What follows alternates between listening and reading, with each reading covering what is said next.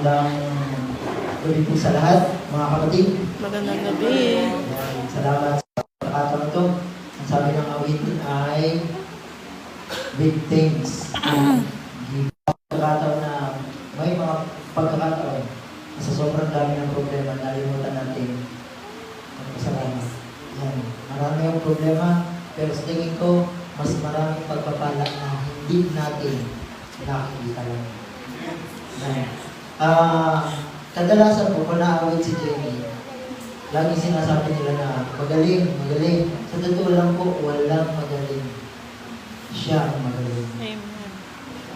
Sa totoo lang, pag iniisip ko itong mga ganong bagay, napapaisip ako na ganito. May nagtatanong sa akin, buti pa kayo mga missionary, buti pa kayo, ang family nyo nasa gawain. Sa totoo lang po, tayo, kayo at kami ay walang pinagkaiba. Kayo at kami ay kailangan si Kristo. Bagamat kami missionary sa Bamas, parehas lang tayong kailangan si Kristo. Kaya huwag niyong isipin na ay, mas mahal sila kaysa sa amin. Hindi mo yun totoo. Lahat tayo ay kailangan si Jesus. Kami makasalanan din, nakagaya nila din. Kaya kung makita niyo yung batang yan, tandaan natin ito, wala siya 220, hindi siya, kundi si Kristo. Nais ko po sana na mag-promote ng book. Pero binili ito ko ni Sister Jean. Pero yung mga napagkaroon natin kagabi ay isa ito sa mga referensya ko po. Ito po yung Seventh-day Adventist na sa Weimar, nagtatrabaho dati. Therapist po siya. Ikalimang generasyon ng Seventh-day Adventist.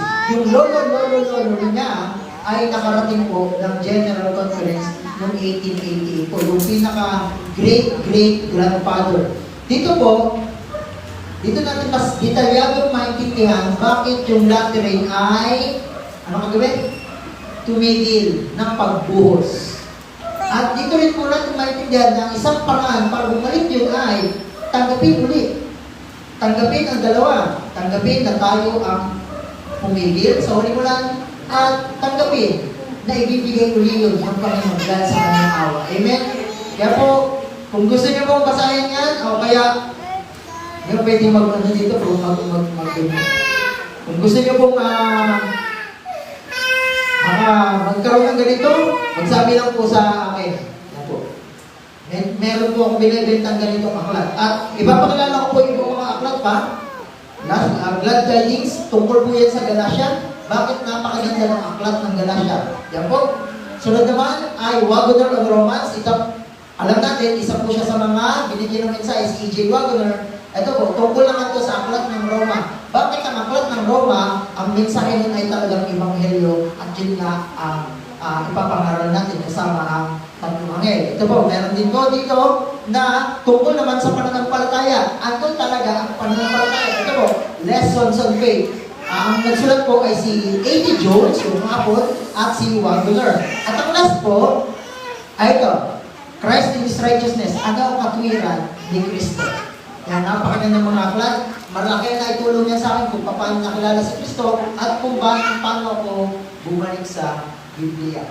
Kahapon, nakita natin, kagabi pala, nakita natin na babalik lang ang muli-mulaan sa pamamagitan ng pagtanggap ng katwiran. Kaya, simula ngayong gabi, hanggang sa matapos ang ating series na ito, papag-aralan natin ng dahan-dahan ang katwiran ni Kristo sa konteksto ng huling ulan o Lateran. Sino po yung mga bago dito? Yung hapon na wala?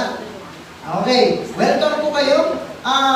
Konting review lang po yun, kasaysayan ng Seventh-day Adventist ang ating pinag-aralan na kung paano sa awa ng Diyos, gusto talaga niyang ibalik ang huling ulan. Pero tanong ko ako, bago tayo magsimula, sino po may dalang Bible na? May dalang Bible? Yan. Bago tayo magsimula po, tayo ay mananalangin muna. Tayo manalangin po. Maraming salamat, dear God. Ang sabi ko sa awitin, feel me now. Feel my trembling heart. Panginoon, alam niyo ang kailangan ko. Hindi ko kayo magsalita. Wala akong power. ang aking dalangin, linisin ang puso namin at tulungan ng mamulat. Katukin, inspire ng aming isipan na yung lalabas sa bibig na ito ay pawang sa inyo lang. Sumama ba ng Espiritu namin siya kay Labo na ngayon ay mabuhusan kami ng huling ulan sa pamamagitan ng ulan ng mensahe. Maraming salamat at tawarin kami sa mga pagkakasama sa aking pagkakasama. Di aming salamat ka naman. In Jesus' name. Amen. Bago tayo mag-alamo ng ating pamagat, ito po, dahil maliit po itong ating blackboard, baka gusto nyo mong baka gusto nyo lang, ha? Sabi nyo kasi maliit yung akin, hindi, pinarapin ko na ho, ito. Baka ako kasi maliit talaga ako magsulat, maliit na ako, maliit pa ako magsulat, lahat maliit ko. Kaya, kung inyong mamarapatin, baka gusto nyo lumapit, kung okay lang sa inyo. Ang pamagat po ng ating topic sa oras na ito ay our greatest need. Ang ating pinaka malaking pangangailangan. Ano talaga ang kailangan ng Seventh-day Adventist? Alam natin, kagabi, nabasa natin na yung latter rain na sana ay dadalhin sa buong mundo ay na-resist at naitago siya sa mata ng sanlibutan. And kung ngayon, kailangan na kailangan natin yon dahil mas marami na ngayon ang tao kumpara sa panahon ni Ellen G. White.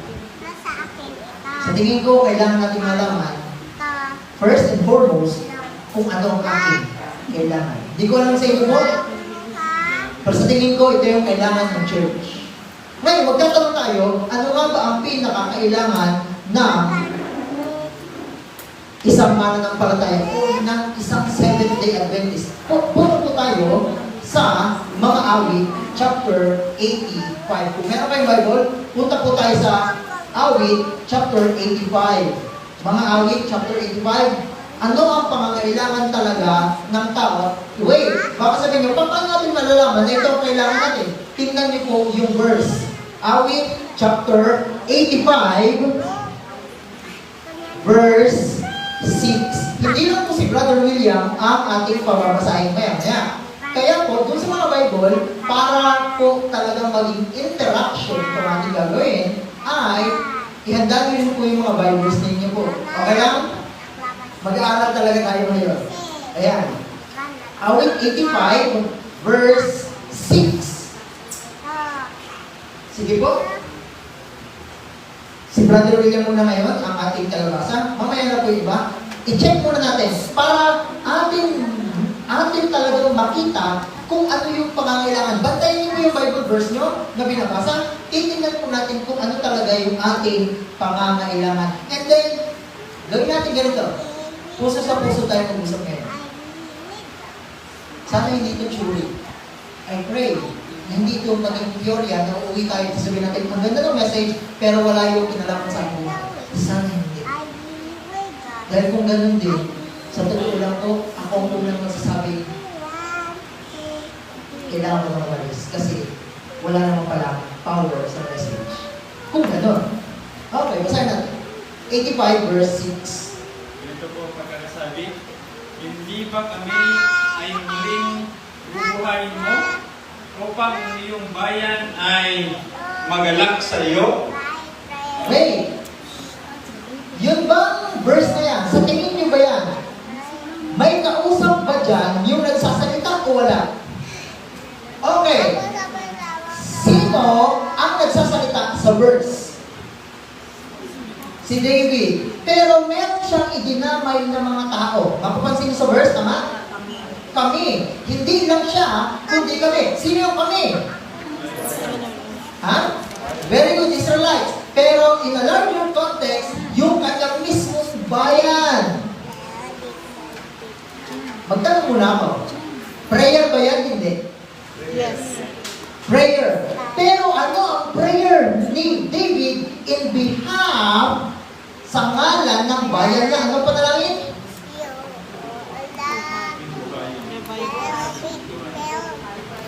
ba kami bubuhayin muli? Ano sa English ang bubuhayin muli? Alam niyo ba? Very good. Ang pinakakailangan natin ay ito. Sabay-sabay po, selected messages, book 1, 121, paragraph 1. Ang sabi ni Ellen White, nag-comment siya patungkol sa prayer ni David. Ready, begin. The revival of true godliness among us is the greatest and most urgent of all our needs. Stop. Ano ang kailangan natin? The prayer ni David? Revival. Pero wait, idiin ko lang ng konti. Tingnan nyo. Baka sabihin, Kuya Roy, kasali ba dyan ako? Bata pa ako. Tingnan niyo po, a revival ng tunay na kabanalan. Ang muling pagkabuhay ng tunay na kabanalan. Saan daw? Sa gitna natin. Ang pinaka dapat natin kailangan. Urgent. Anong urgent sa Tagalog? Yan. Ha? Kailangan. Urgent. Tingnan niyo yung sunod na sentence. Ready, go. To seek this should be our first work. Wait lang po. Tingnan niyo ito. Yung revival na hinihingi ni David, ang dapat una, bago mag-January, or bago magtapos ang 2024. Yun ang need. Dahil kung sinasabi natin na aabutin natin ang mundo, aabutin ba ng church ang mundo? Aabutin ba niya? Papadala ba niya ang mensahe sa buong mundo? Ay, di aabutin nga niya. Ano po lang sasabihin sa kanila? Siyempre, magsisi. Dahil nandiyan ang Ebanghelyo. Pero paano mo sila ihikayatin naman? Kung ikaw at ako ay hindi talaga totoo.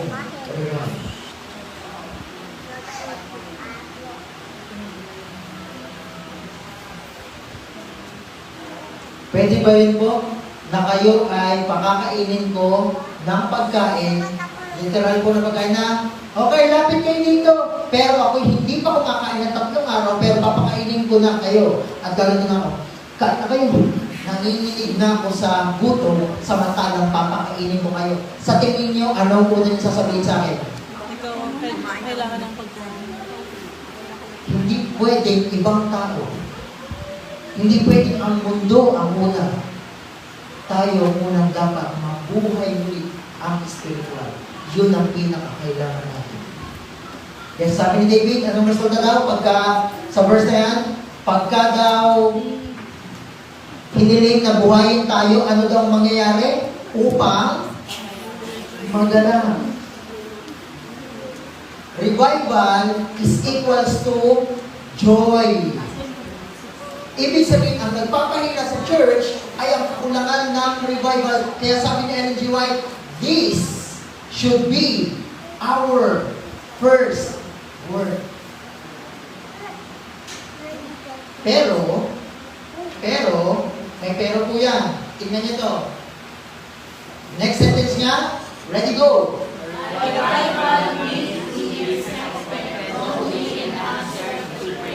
Kung mag-expect ka man, ulitin ko po, kung talagang mag-expect ka ng revival sa iyong personal na buhay,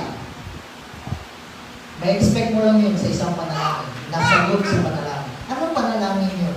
Punta tayo sa 2 Chronicles. 2 Chronicles chapter 7. 2 Chronicles chapter 7. Verse 13.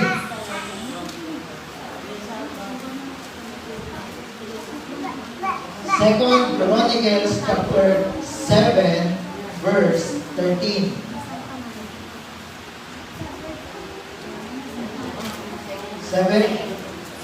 7 verse 13, Second Chronicles.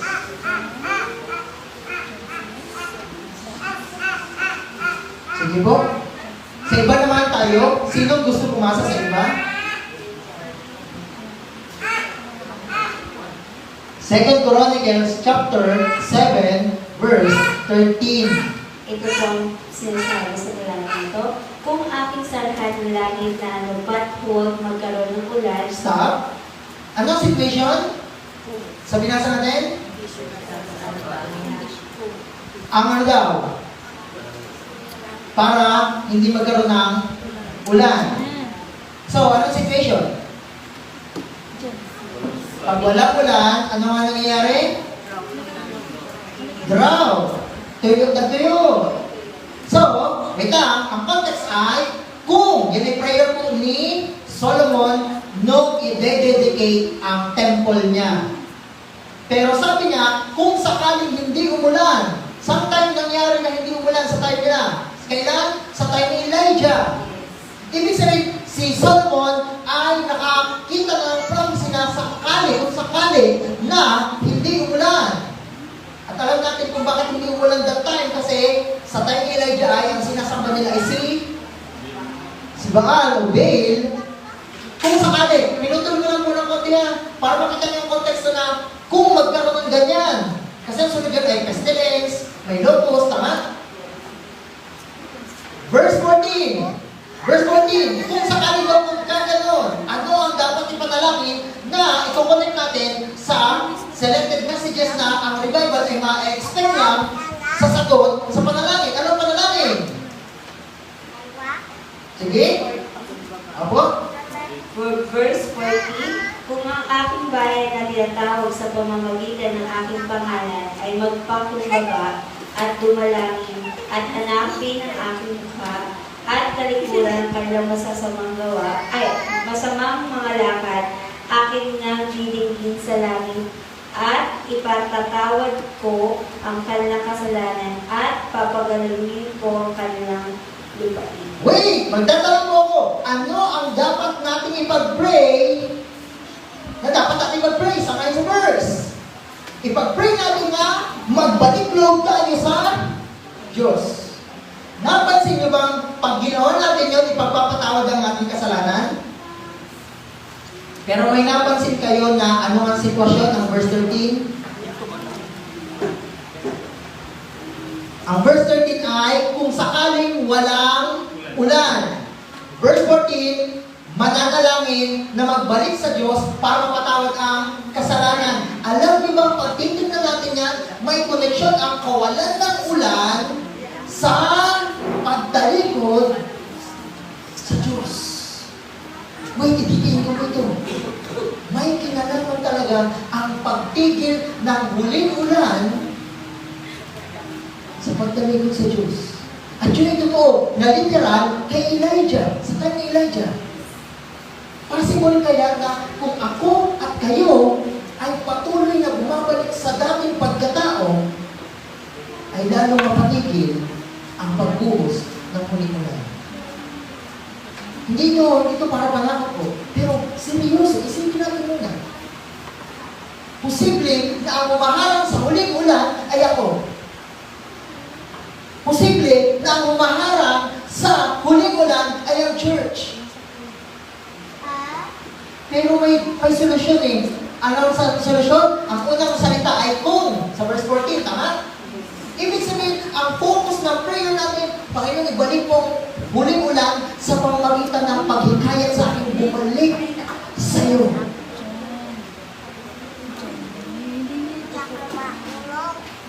Dahil hindi pwede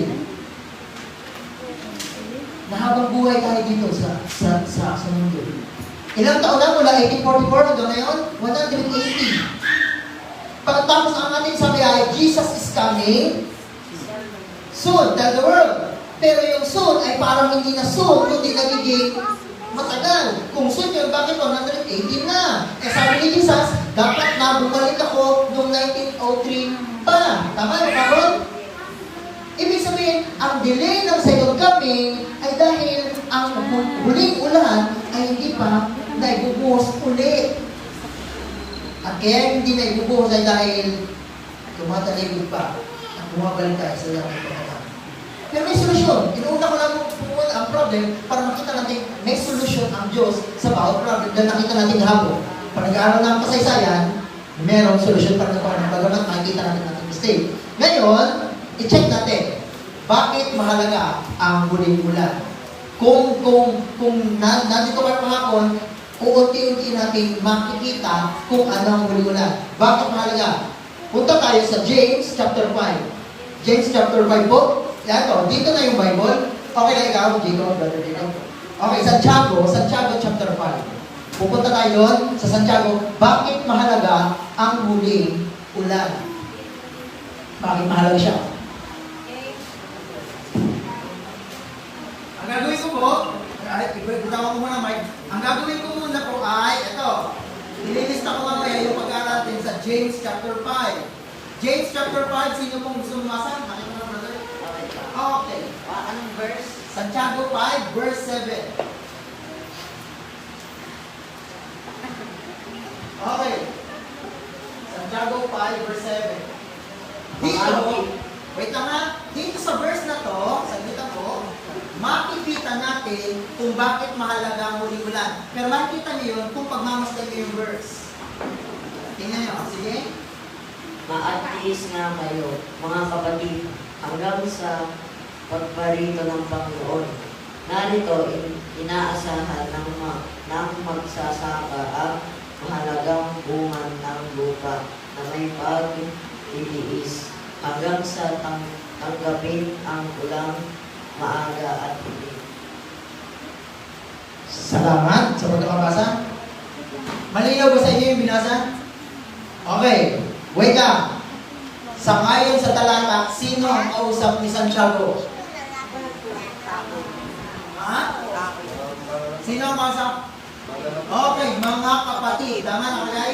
Okay, mga mananampalataya, kapatid. Wait lang po ha. Tapos, ano ang pinapagawa sa mga kapatid? Sabi sa verse, magtiis. Wait lang po ha, lalagyan ko na ganito. Magtiis. Ano muna, magtiyaga sa iba. Hanggang kailan? Yan, ang pagtitiis ay lalagyan natin ng hanggang sa second coming. Tama na, okay na ba yun? Second coming. Pero, eto ang maganda kay James sa verse na yan. Meron siyang ilustrasyon. Tingnan natin ilustrasyon. Ano ang ginamit na ilustrasyon ni Santiago? Okay, lalagay ko muna po ha. Magsasaka. Okay? Wait, lalagyan natin ang buhok yan. Paano siya magsasaka? Magsasaka. Magsasaka. Depende sa ano. Okay na yan. Wait! Eto na, may nakikita tayo dyan sa magsasaka na ihanin tulad niya na sana ang mga kapatid daw ay tingnan yung magsasaka. Ano meron sa magsasaka? Matyaga siya, pero may hinihintay siya. Matyaga. Ito po, matyaga siya. Wait ha? Mahalagang Anong hinihintay nung? Anong hinihintay niya? Okay, bunga.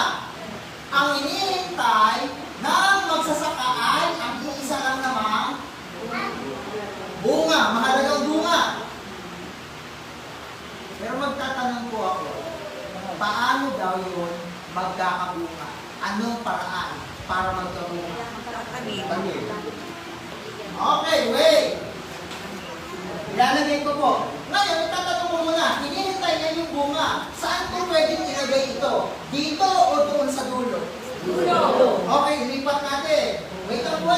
Ganyan yung makikita ng maayos ang Bible verse. Para sa ganun, mas nakikita mo, importante ang message na ito. Wait, ilalagay ko po. Bunga. Ibig sabihin, pangdulo siya. Wala naman kasi pagtanim mo ng ng palad, ang dami agad. Wala ganon. Siyempre, laging dulo yan. Pero, anong bagay ang in-between o nasa pagitan ng magsasakang nagtataga dun sa bunga? Ano nasa gitna?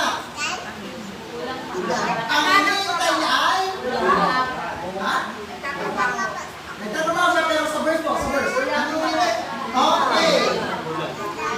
At, yan. Meron siyang hinihintay na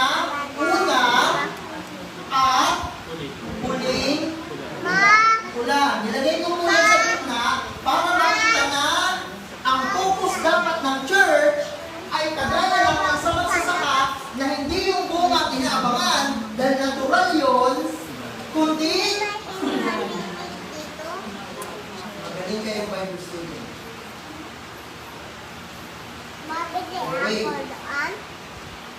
Magtatanong po ako sa inyo, sa ganitong analogy, anong napansin nyo? Ano ang katumbas ng second coming kung itatapat dito sa analogy ni Santiago ni James? Ano katumbas ng second coming? Bunga o tinatawag na ani. Okay na ba yun? Kasi pag nagbunga, parang nag-ani, harvest. Kaya lagyan natin, harvest. Okay, wait. Wait lang po. Ang church ay kagaya ng magsasaka. Pero ang hinihintay niya ay magbunga na.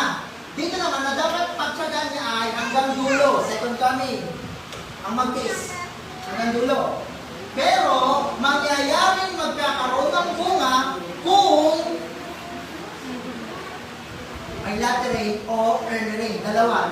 Napansin ko ba sa English kung may English? Early and latter rain. Nakalagay. Ngayon, wait lang po. Alam niyo ba kung bakit mahalaga yung bunga? Punta tayo sa Revelation chapter 14. Revelation chapter 14. Sa Revelation chapter 14, verse 14 and 15. Sino pong gusto bumasa? Revelation 14, verse 14 at saka 15. Sige, next tayo. Salamat mga kabataan. May titingnan tayo sa Revelation 14. Wait lang po. Kailangan ko ng konting attention. Bakit? Tingnan niyo po ito. Sino dito ang nagtanong ng ganito sa sarili niya? Kailan ba talaga dadating si Jesus? Ang dami ng mga tanda. Bakit wala pa rin? May nakausap akong tao na sabi niya sa akin ay yung second coming, maliit pa ako, second coming na. Ngayong tumanda na ako, second coming pa rin. And legit na tanong yun, honest na tanong. Kasi gusto niya malaman, kailan talaga ang pagdating ni Jesus. And naglaglag na yung bituin, namula na yung buwan, umitim na yung araw, 1831, 33, kailan ba talaga? Bumagsak na yung mga palatandaan, yung bituin, 1833. Yung dumilim ang araw at namula ang buwan, 1781 pa, May. So, kailan talaga yung malapit na malapit? Tingnan po natin muna. Okay na ba? Okay lang? Okay. Tingnan natin sa verse. Revelation 14, verse 14 muna. Sige po. Pagkatapos ay nakita ko roon ng isang puting ulap at nakaupo sa ulap ang isang katulad ng isang anak ng tao na sa kanyang uloy may isang gintong korona at sa kanyang kamay ay may isang matalas na karit. Okay, may karet siya. May gulo na pag may karet ay may Anihin. yan. Uy, James.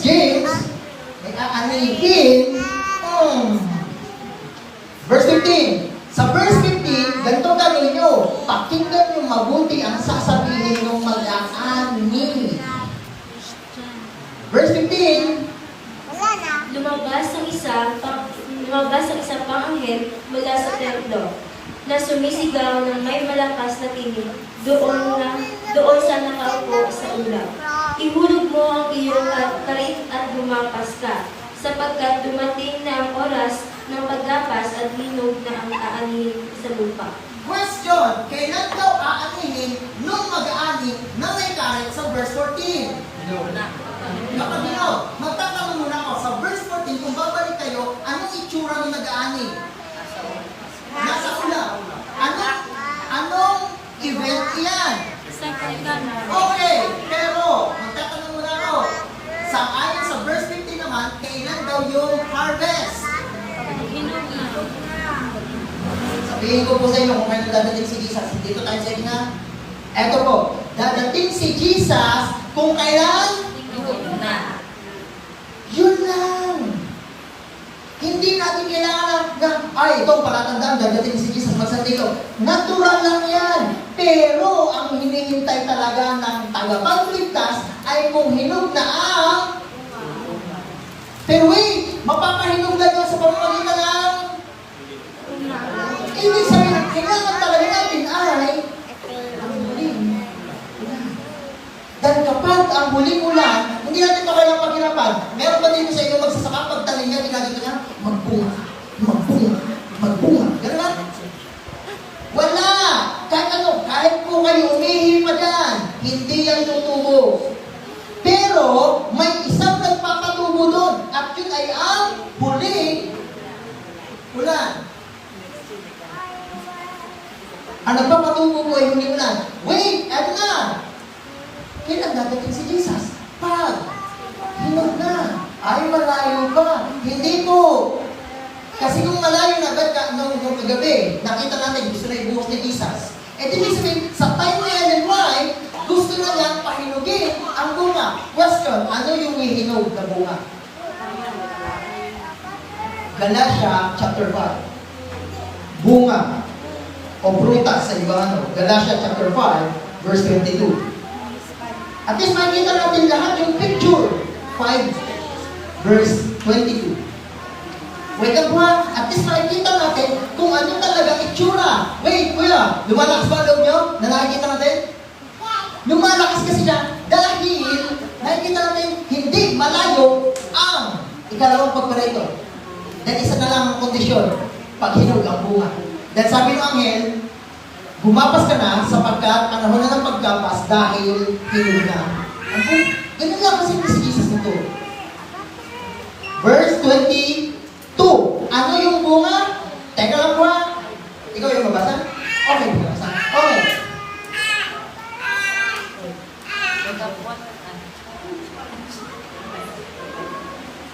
Datapwat ang bunga ng Espiritu ay pag-ibig, katuwaan, kapayapaan, pagpapahinungkod, kagandahang loob, kabutihan, pagtatapat.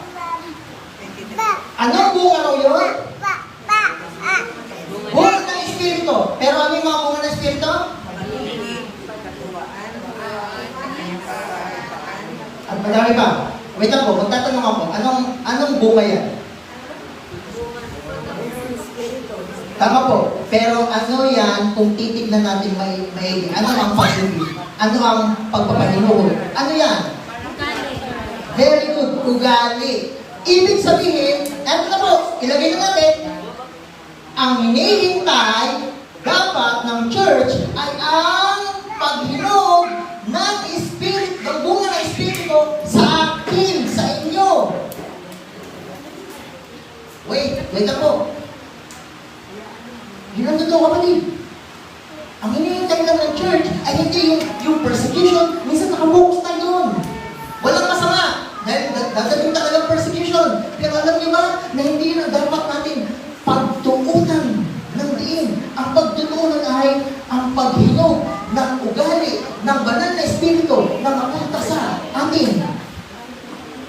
Kasi hindi ikaw magpapahinog yan. Sigurado ko. Sabi ng isang nakausap mo kapatid, talagang kailangan natin magsimikap na mapahinog ang bunga.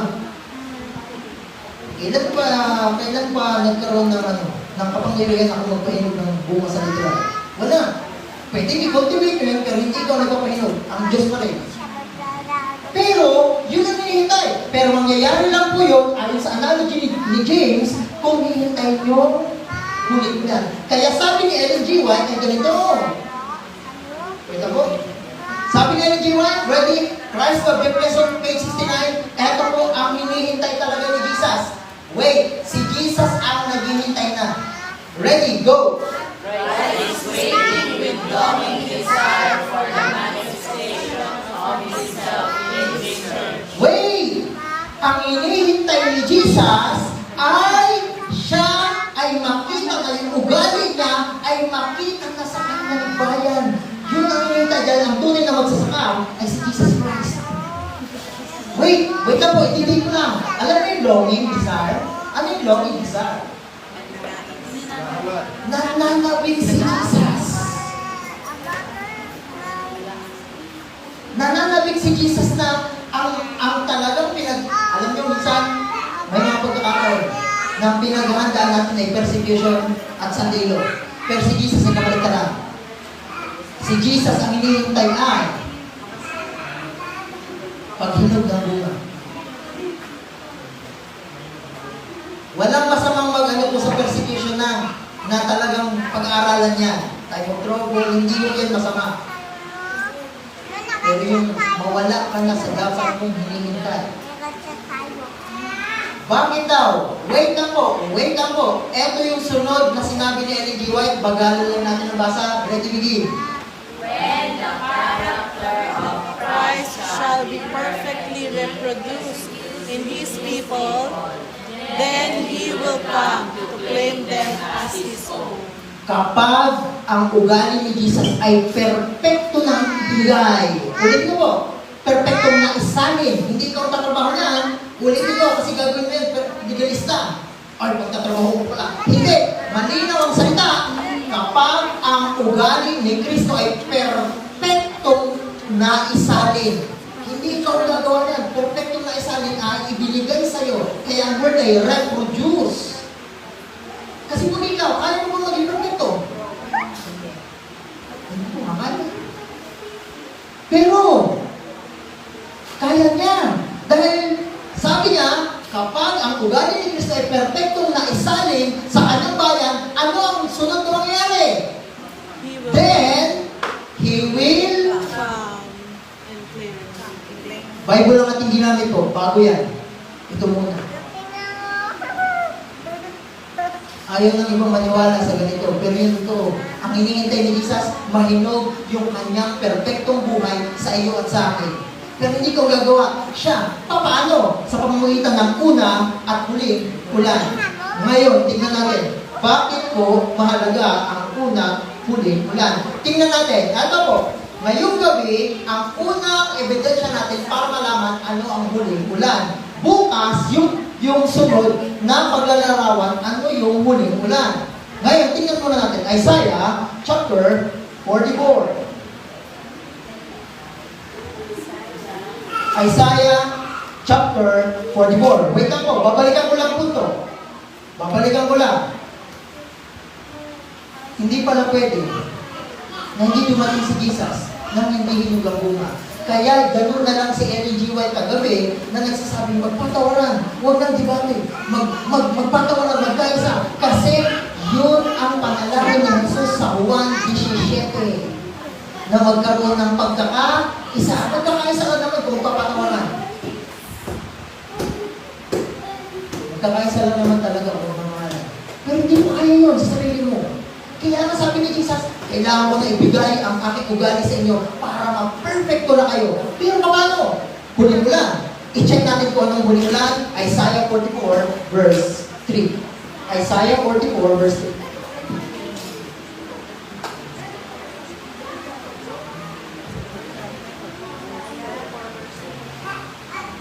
Sapagkat bubuhusan ko ng tubig ang uhaw na lupa at ng mga bukalang tuyong lupa.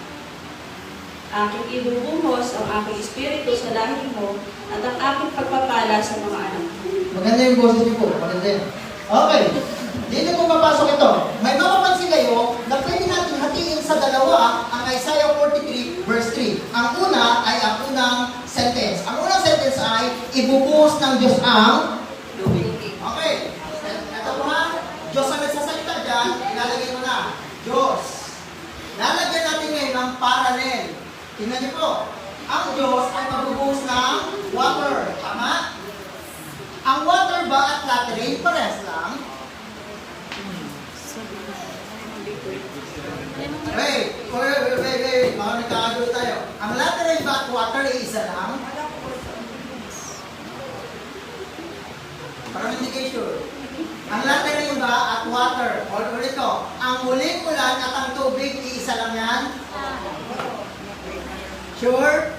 Yes, syempre. Ang pinagkaiba nila spelling. Pero, parehas naman silang liquid. Tama? Okay, water. Kaya, kahit yan po, pwede natin hanapan ng evidence kung ano ang laterin. Saan ay bubuhos ang water? Saan ay bubuhos? Uhaw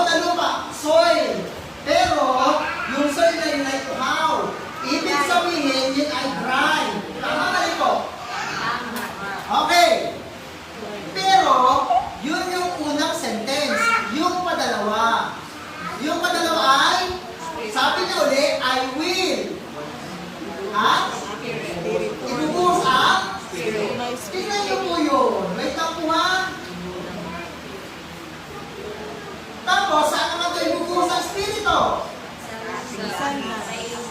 Lahi o generation of offspring. Wait lang po, gamitan natin ang parallel at logic. Eto na ho. Ang simbolo ng uhaw o dinosaur ay or bababawin natin tao. Okay lang yan? Ano ang simbolo ng water? Spirit.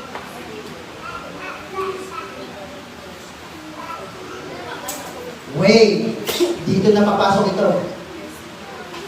Sa verse na yan, kayo po ang mag-conclude bakit ibubuhos ni Jesus ang lattering, ang Holy Spirit sa tao. Bakit?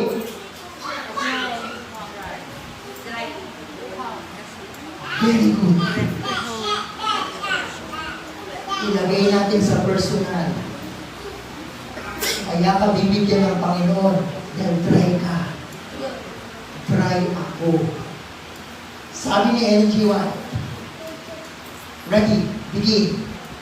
It is the absence of the Spirit that makes the gospel ministry Ah, kaya daw walang power ang ating pangangaral ng Ebanghelyo dahil wala ang pwedeng active ka outside, nasimba ka, midweek, Vesper, Sabat, walang masama doon, pero sa loob mo, ikaw pala ay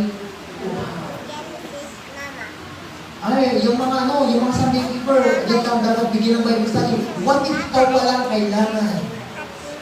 Hindi ito para manakot, hindi ito para mamusga, pero what if lang naman, baka ikaw ang may kailangan.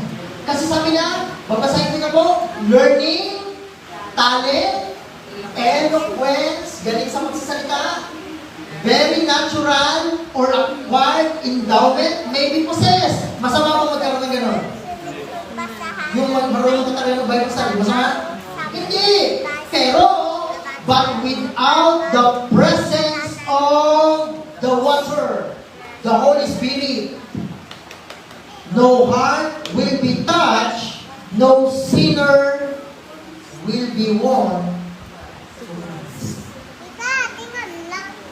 Sa totoo lang po, madali lang magpanggap.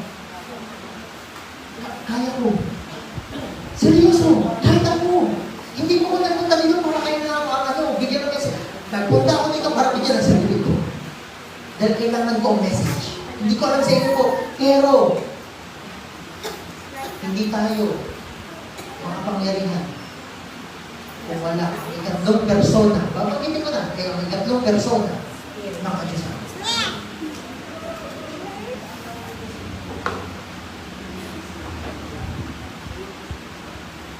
Hindi magaling sa pagsasalita ko. Masama mo maging magaling sa pagsasalita. Yan na, balance tayo kasi iba, ginagato na iba.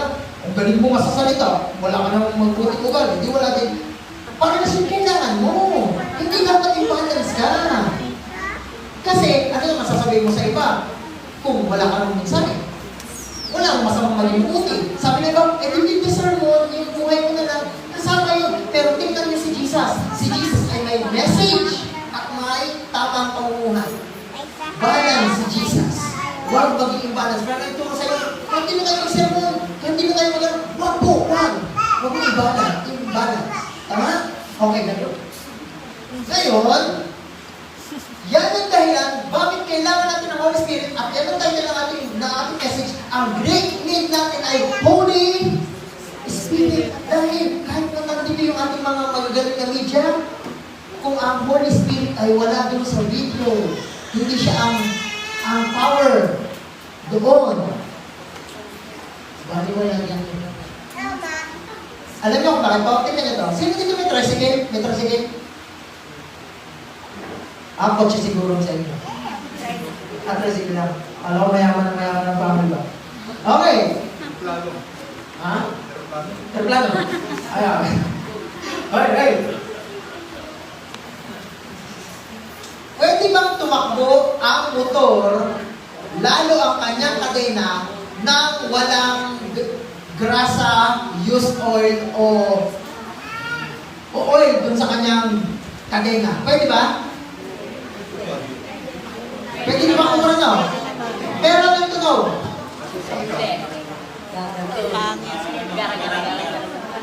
Okay, edi ganito na lang gawin natin. Tanggalin yung motor na lang. Total, hindi nakalagay, brasa na lang.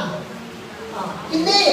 Edi, huwag ng grasa, motor na lang. Hindi rin. Both ay kailangan. And para tayong kadena na kung wala ba ng Espiritu, para lang tayong batinaw. Wala. Na parang ganito. Right. Isa pang reason, kaya po kailangan natin ng Holy Spirit. Ito'y kailangan talaga din sa church. Kailangan po ang Holy Spirit. Romans chapter 8. Romans chapter 8. Ibalik natin siguro kay Kuya William. Okay na ba? Ibalik muna natin sa kanya. Yung mic. Okay.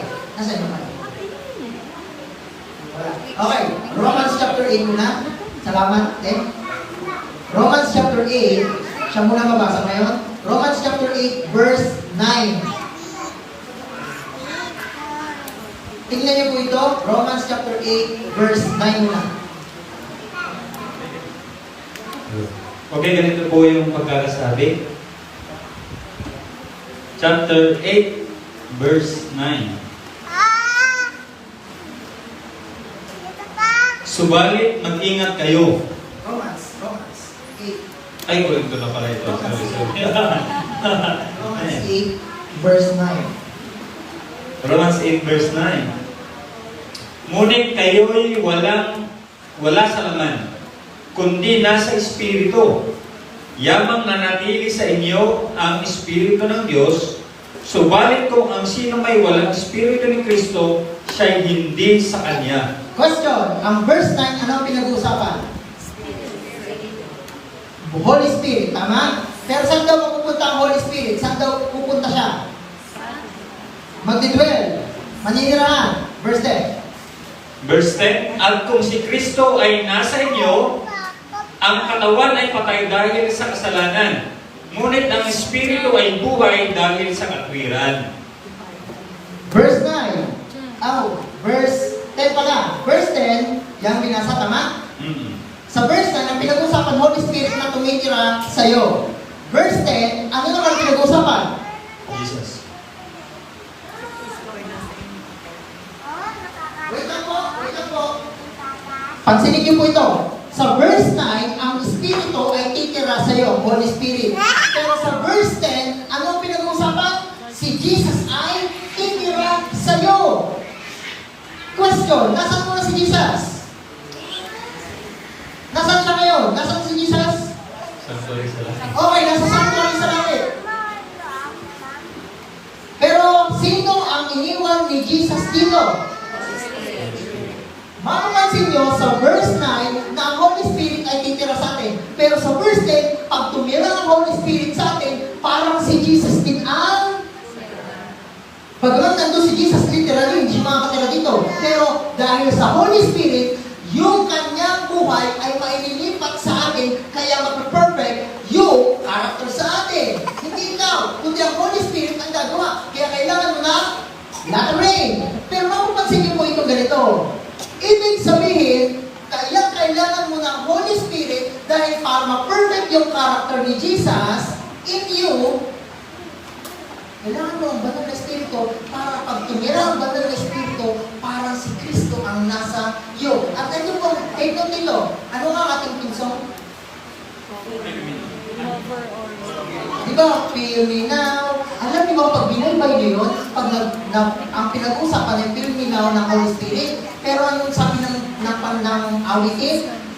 Jesus, come and feel me now. Ibig sabihin, ang Romans 8 ay nagsasabi sa atin, makakatira si Jesus sa iyo kung nasa iyo ang...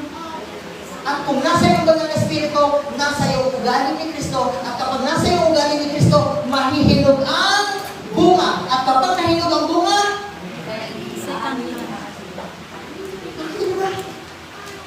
eh, ibig sabihin, hindi talaga malayo. Kaya ko lang yun. Ito ang dapat i-share natin sa mga bata. Nahingiin ang huling ulan, ang Holy Spirit, para pag-dwell sa akin, matanggal yung dating ako at si Jesus na ang makita sa akin dahil hindi ako, kundi si Kristo. Amen? At magkakaroon ng power ang pangangaral. Diba? Kaya daw walang power dahil ang wala ay Holy Spirit. Kasi kung ako lang, magpapanggap lang sa sarili. Pero kung si Kristo ang nasa akin, madaling magpatawaran. Pag si Kristo ang nasa akin sa pamamagitan ng banal na Espiritu, ng Hulikulan, madali lang makipagkasundo at mabubuo uli ang church. Hindi mo kasi kaya yun. Tingnan ito. Lagi natin ginagawa wait lang. Papatawarin ko siya pero time heals. Alam niyo, hindi tatawag yung time heals, nagagamutin ka ng panahon lang. Alam niyo bakit? Kapag hindi nagkapatawaran, tapos di nagkalayo, syempre hindi mo nakikita, wala na masyadong sakit.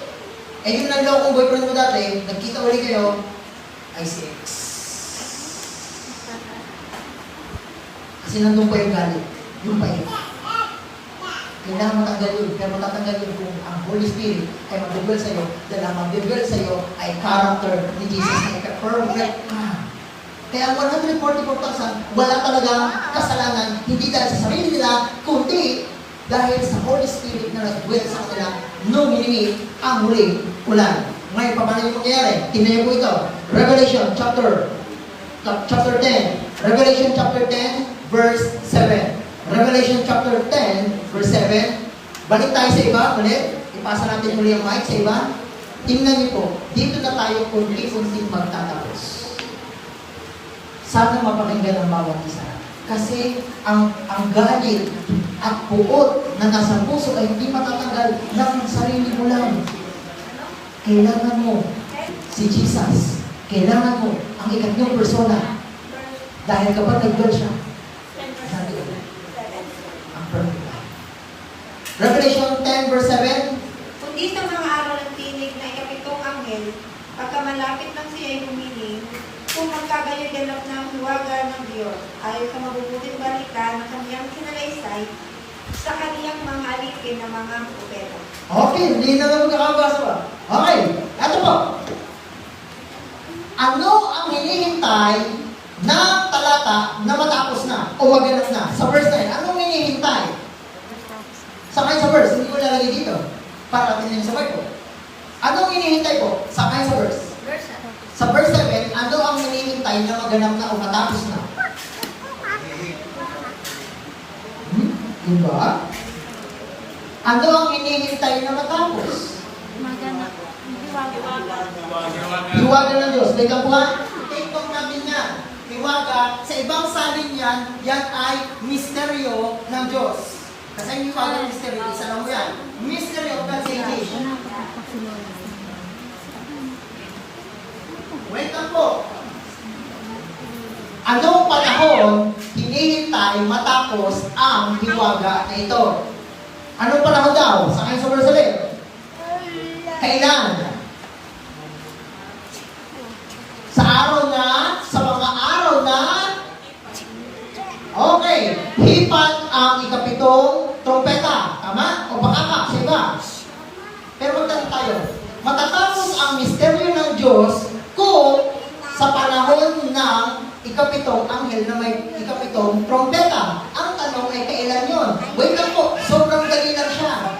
Hindi yan mahirap na, mahirap na kasi ito. Sa January, nung pag-aaral yun sa second na ang lesson, sa second quarter, promise na. Pero wait, may madali. Alam mo kung paano? Tanongin natin ang mga sinuunang 70 Adventists. Isang scholar po, eto, kasamahan ni Ellen G. White, si J.N. Andrews, sa kanyang book na Judgment, Its Events, and Its Order, sabi po ni J.N. Andrews, para malaman natin kung kailan yung pag-ihip. Pakibasa po, ready, go!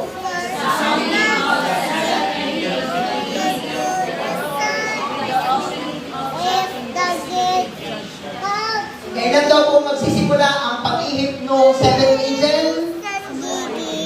Pag nagsimula ang... Wait, kailan po ang investigative judgment? Yung araw ng paghukom. Kailan? Very good. Wait na po. Wait. Wait na po. 1844 ang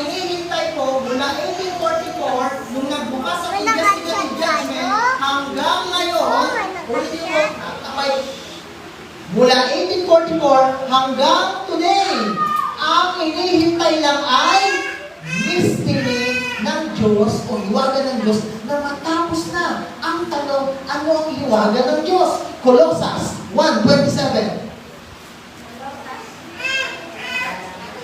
Dito na tayo malapit na magtapos. Ito'y akin. Colossus 1:27. Ano ang hiwaga ng Diyos? Pakinggan niyo po yung hiwaga ng Diyos. Para makita natin, since 1844, yun ang hinihintay na matapos. Dito naman, ang hinihintay sa Santiago kanina ay, anong hinihintay sa Santiago? Yung bunga. Sa pamamagitan ng paghihintay sa muling ulan. Pero dito sa Revelation, noong 1844 hanggang ngayon, mystery of God ang hinihintay matapos. Ano ang mystery of God? Tingnan niyo po ito. Dito papasok na malinaw na ang kailangan natin Holy Spirit. Bakit? Pakibasa. Nasaan na yung mic? Okay. Sa kanila yung pinagaling ng Diyos na ipakilala kung ano ang kayamanan ng kalumhatian ng hiwagang ito sa gitna ng mga gentil. Wait up po. Narinig niyo na ba yung salitang hiwaga? Ipapakita raw yung hiwaga sa gitna ng mga hentil. Ang hiwagang ito. Yun yung mystery of God. Pero wait, ano kaya ang mystery iyon? Pakibasa ng dahan-dahan kung ano ang mystery. Nang ito ay si Kristo na nasa inyo, kapag-asa ninyo sa kalumhatian. Ano daw pong hiwaga ng Diyos na dapat matapos? Si Kristo na nasa atin. Paano dadalo si Kristo sa atin? Sa Roma kanina? Paano? Holy Spirit. Ibig sabihin, ang hinihintay ng Diyos para mahinog yung bunga ay si Kristo ay tumira sa akin sa pamamagitan ng Holy Spirit dahil hindi mo makaya i-perfect ang ugali na need na maging perfect. Kaya mo maging perfect? Hindi. Hindi ko rin kaya. Pero may solusyon. Narito lang. At yun ay kapag si Jesus ay tumira sa iyo sa pamamagitan ng Holy Spirit, gamit ang laterin at mahihinog ang bunga. Pag nahinog ang bunga, darating ang bukas.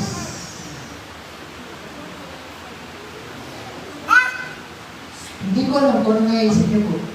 Pero tingnan nyo, imulat natin ang mata natin. Makikita nyo, ang bilis ng parang gagawin ni Jesus kapag bumayag ka na tumira ang Holy Spirit sa iyo. Dahil magkakaroon na ng pagkatawaran, magkakaroon ng pagkakasunduan, at hindi na pinipilit ang evangelism. Hindi na pinipilit ang simba, kundi masaya na. At ipapakilala natin sa ibang tao, si Kristo. Dahil ang final generation ay kapag si Kristo na nakikita, hindi tayo tao. Kapag yung sarili ay natanggal na, yun ang totoong final generation. Hindi pwede na walang paghinog ng bunga. Kasi yun ang misyon. Ang ugali ni Kristo ay mapunta sa atin. Ngayon, kaya kailangan natin ang latter rain dahil yun ang magpapahinog. Pero kahit kagabi, ano ang latter rain? Message na Righteousness. ibig sabihin, para magtira si Jesus sa ating puso, kailangan natin ang message ng righteousness by faith. Dahil yun lang magdadala ng perfectong buhay ni Kristo papunta sa iyo. Dahil kung ikaw lang, parang pag ako tatanungin, sige, ikaw maging perfect sa sarili mo, parang mag-iintay si Jesus ng walang hanggan. Pero pag si Jesus ang gagawa, Pilipos 1:6, siya nagsimula ng mabuting gawa sa iyo, ang siya rin tatapos hanggang sa araw ni Jesus. Kaya hindi ito pahirap ang perfecto. Hindi na. Kundi itong ebanghelyo na dadalhin ng 3 angels message. Alam niyo bakit? Di ba binasa ko kanina yung Apocalypse 14:14? Ano ang una sa 14:14? Anong verse? 13. Anong mauna pa doon? Ano ang nakalagay sa Revelation 14 verse 12? Narito ang pagtsatsaga ng mga na nagsisitupad ng pero may dulo. At may pananampalataya ni yun ang kailangan mo. Ang message ng three angels ay pahihinugin ang ugali ni Kristo sa atin para matapos na ang katapusan. Alam niyo naman plano ni Jesus? Unti-unti pinapakita at sinasabi niya, dahil sa awa ko ito, gusto ko ipakita sa inyo, maganda ang ebanghelyo ng three angels message na lagi namang nakalagay dyan sa loob na. Ipinapakita na niya. Ikaw kapatid, kasama ka sa magbibigay kung papayag ka. Hindi ako nagbibiro. Buti sana ako nagbibiro ako ganito. Kasama ka doon. Ngayon, ang tanong, paano ko tatanggapin? Kailan ko tatanggapin ang banal na espiritu o latter rain? Joel chapter 2. Paborito ko namin ng Joel chapter 2. Joel chapter 2. Dito na tayo. Paunti-unti na. Mag-aakit. Joel chapter 2, verse 16.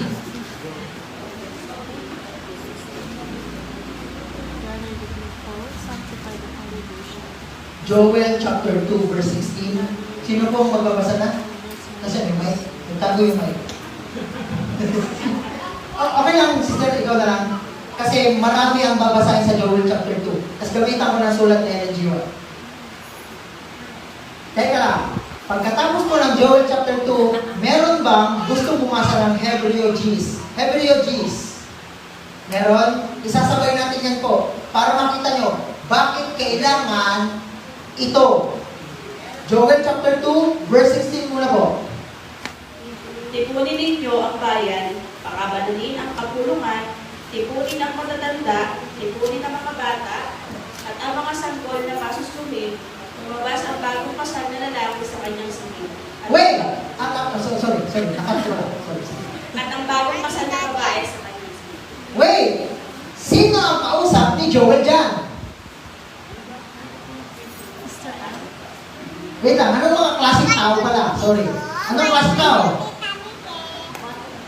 Matanda? Ano ba? Baby? Wait, kasama yung baby. Kasama yung kambal, pati yung kambal na nandito, kasama yun. Ano ba?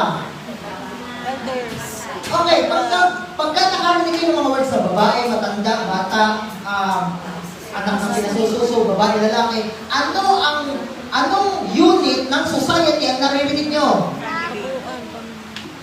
Pero anong pinapagawa? Gathering! Wait lang! Pamilya ba tayo dito? Compose ba tayo dito ng matanda, bata, babae, lalaki, at baby?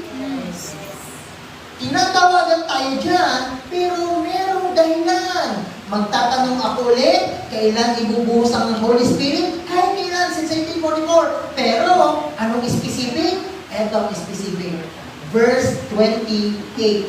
Ititipon lang. 24, tama? Verse 23. Pagka natipon na, anong gagawin ng Panginoon? Panginoon na gagawa? May mga tuwa. 23 po. Kayo pa rin po. Maganda yung boses. Kayo'y matuwa o mga anak ng Siyon, at magalak sa Panginoon inyong Diyos, sapagkat kanyang ibigay ang maagang ulan para sa inyong ikawawalang sala. Kanyang ibubuhos para sa inyo ang isang masaganang ulan, ang maaga at ang huling ulan gaya ng dati. Babalikan natin bukas yung Joel 2:23. Bukas. Take note niyo po ha. Pero, sa verse 16 kanina, anong sabi? I-gather. Tama? Pero anong dahilan sa verse 23? Bakit ito i-gather? Wait lang po! I-check na natin ito. Kailan, saan ibubuhos ng Panginoon ang huling ulan? Sakay sa 16 at 23. Sapat! Mahihinog ang bunga ang ini si Kristo na sa'yo kung ikaw ay sasama. Hindi kaya yun ang dahilan bakit yung iba ginagawa na Satan na gawing boring. Dahil ayaw niyang marinig ang mensahe. Kapag narinig ang mensahe, hindi talaga mahuhulan and therefore hindi may at kapag nila yung problema, Si Jesus, alam niya na itong oras na ito. Hindi accident system na ito. Hindi po accident na nandito. Sinadya ni Jesus na mag-gather kasi ang konteksto niya ay sa panahon ang sanctuaryo ay nililinis. Dahil sa panahon ng Israel, sa Leviticus 23, kapag ang punong pari ay nasa loob ng sanctuaryo, ang lahat ay tinatawagang magti. Leviticus 23 verse 26, yun ang balik ko yun, 27. Ibig sabihin, may pupulong ng gathering kapag dahil pakikinggan nila ang message. Di ba kapag message ang gathering din? Tingnan nyo ito, Hebreo, Gis, 25. Ay, wait. May kalimutan ako sa Joel. May kalimutan, sorry. Alam niyo ba pag binost ang lateral doon sa Joel 2:23? Verse 28, sorry, nalimutan ko na. 2:28. Kayo na po ulit, Steve. Okay na ba?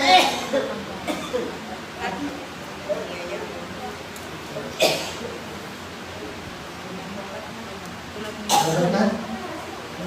Sige, okay lang yan. At mangyayari pagkatapos nito, na ibubuhos ko ang aking espiritu sa lahat ng laman, at ang inyong mga anak na lalaki at ang mga anak na babae ay magsasalita ng propesiya. Ang inyong matatanda ay mananaginip ng mga panaginip. Ang inyong mga kabataan na lalaki ay makakakita ng mga kakitaan. Wait lang po, sana napakinggan. Tingnan nyo, babaybayin ko. Sa 16, pinagagather. Sa 23, ibubuhos. Tama natin. Pero sa 28, sino ang mga bubuhusan? Di ba kabataan? Pangil Church, umakakila ko sa inyo. Ituro natin ang mensahe ng huling bulan dahil sila ang tatanggap unang nila. Kasama kayo, verse 29. Sa verse 29, pati mo nakanda.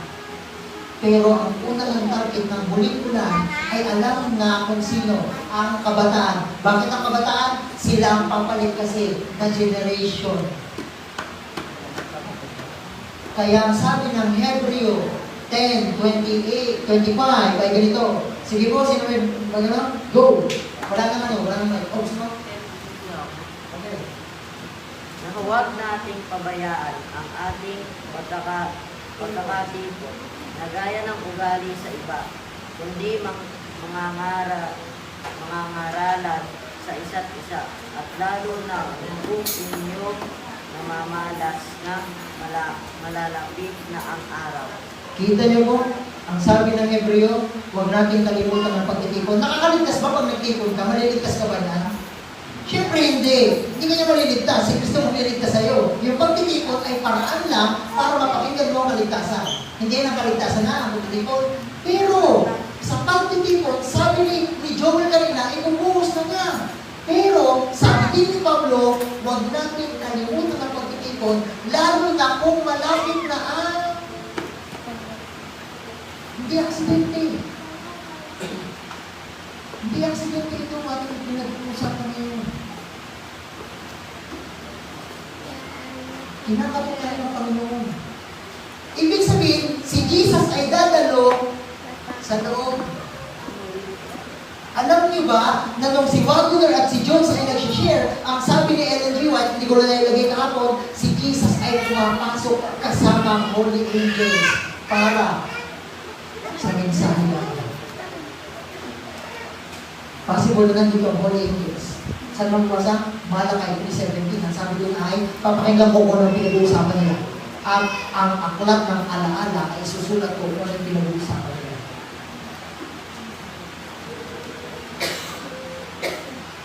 Hindi ang sininte ito. Alam niyo kung bakit? Last day events, page 188. Ito na yung last nating quotation. Pero isipin natin. Basahin muna po natin. Ready, go. Catch. Ang pagtitipon ng iglesia. Next. Catch. Pagtitipon ng iglesia. Campaign. Next. Small group, care group, dahil sa bahay yun. Tama ba? Tatlo na. And last,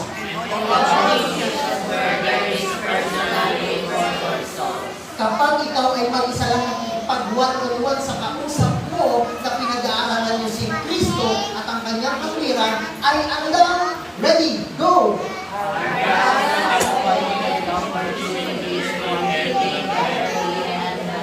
Yun ang opportunity, pagkakataon ni Jesus. Kaya hindi pwede sabihin natin, ay, ito lang naman yung meeting lang namin, ito yung gawa lang ito ni Sister Jean. Hindi ho.